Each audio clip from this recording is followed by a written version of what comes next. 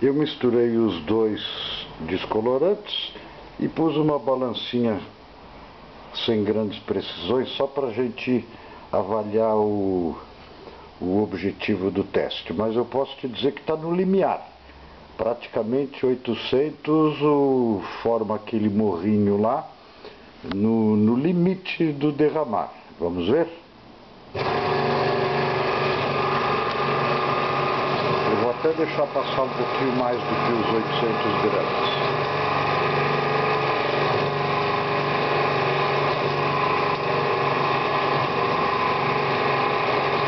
Vamos com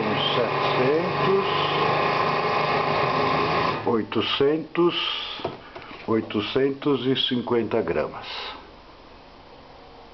Dá um pequeno desconto pelo erro da balança, mas está no limite extremo, com o saquinho bem acomodado lá dentro. Agora fica a pergunta, por que não trabalhar o invase com ele voltado para cima?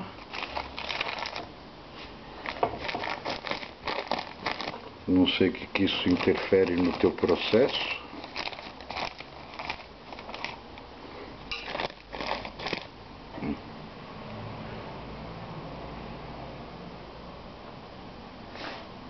Ele cabe os 800 da forma que você quer, mas está no limite extremo realmente.